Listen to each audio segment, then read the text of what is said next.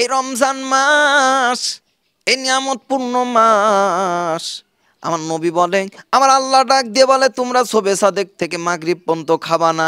এবার যারা হোটেলে বসে, ওরে বাদান, যারা পর্দা ফালিয়ে খায়, আমার নবী ডাক দিয়ে বলে তারা খানা খাই না। ওরে তারা খানা খাই না, আমার নবী বলে তারা শূকরের মাংস খেলো ভাই। হুজুর, এখন তো রমজান মাস, এই রমজান মাস উপলক্ষে যদি মানুষেরকে কিছু বলতেন, এটা কার কণ্ঠে বলতেছেন আপনি? রমজান সম্পর্কে তাহলে ডক্টর জাকির নায়েকের কণ্ঠে একটু আচ্ছা, বলি। বলেন। ডক্টর জাকির নায়েকের কণ্ঠে রমজান সম্পর্কে। আল্লাহ পাক রব্বুল আলামিন জমিনের উপরে 12টা মাস নির্ধারিত করেছেন। এই 12টা মাসের ভিতরে সবচেয়ে নিয়ামতপূর্ণ মাস হলো রমজান, যেটা আমাদের সামনে আসতেছে।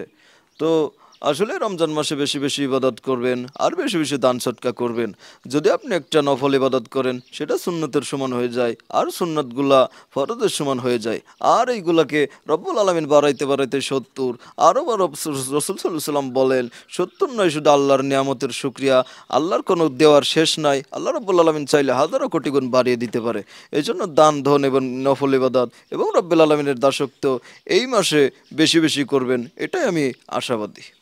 আচ্ছা, এই যে ধরেন রমজান মাসে যারা রোজা থাকে না, যারা ওই যে দোকানের পর্দার ভিতরে ঢুইকা খাওয়া দাওয়া করে, এদের এদের জন্য যদি কিছু বলতেন, এদেরকে কি করা উচিত? আসলে এদের কি করা উচিত? বাংলাদেশের যে সমস্ত হোটেলগুলো আছে, এগুলো পদ্মা ফালায় এগুলো করে, এদের আসলে হোটেলগুলো বন্ধ করে দেওয়া উচিত। আল্লাহ রসুল বলছেন যে যারা রমজান মাসে। এটা আপনি একটা ওয়াজের মাধ্যমে ও বলে দেন, আচ্ছা, মানে কার কণ্ঠে বলতে চান এটা?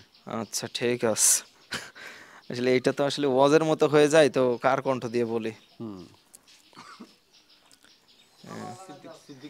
আচ্ছা, এটা ওই যে খোকা মৌলানা দি। দেন। এই রমজান মাস, এই নিয়ামতপূর্ণ মাস, আমার নবী বলে, আমার আল্লাহ ডাক দিয়ে বলে, তোমরা শবে সাদেক থেকে মাগরিব পর্যন্ত খাবা না। এবার যারা হোটেলে বসে, ওরে বাদান, যারা পর্দা ফালিয়ে খায়, আমার নবী ডাক দিয়ে বলে তারা খানা খাই না। ওরে তারা খানা খাই না, আমার নবী বলে তারা শূকরের মাংস খেলো ভাই। সুবহানাল্লাহ। নাউজুবিল্লাহ। নাউজুবিল্লাহ। যাক, আচ্ছা, আলহামদুলিল্লাহ যতটুকু নাউজুবিল্লাহ। শুনেছি। আসলে হুজুর, এই যে যারা মানে বেপরোয়া ভাবে চলে, যে মহিলারা রমজান মাসে জি, আমরা দেখছি, হয়তো গ্রামে এরকমটা দেখা যায় না, শহরের ভিতরে কিন্তু এখনো ওড়না পরে না, মাথায় কাপড় দেয় না। তারা রমজান যাচ্ছে না, কুরবানি যাচ্ছে না, ঈদ যাচ্ছে, কোনো এটার ভিতরে তাদের কোনো খেয়াল নেই। এদেরকে যদি কিছু বলতেন। এদের সম্পর্কে আর ওই যে একটা জানি কোন হুজুর আছে, ওই যে কোন জানি একটা হুজুর আছে, তাহিরির কণ্ঠে একটু বলতেন। ভাইজান হইবে না, মিলবে না সঙ্গে মিলবে সঙ্গে। না, তাহলে জি না। আপনার কণ্ঠে আপনি বলেন। ও তো মামা ওনার সুর তো সে, ও ওই মায়ার সুর তো ওই এটারই মিলবে না। তবে দেখি আমি একটু বলি, দেখি চেষ্টা করি তুফাজ্জল হুজুরের সুরে। তো এই এই বিষয়টা আমি তুফাজ্জল হোসেন ভৈরবের সুরে একটু বলতে চাচ্ছি।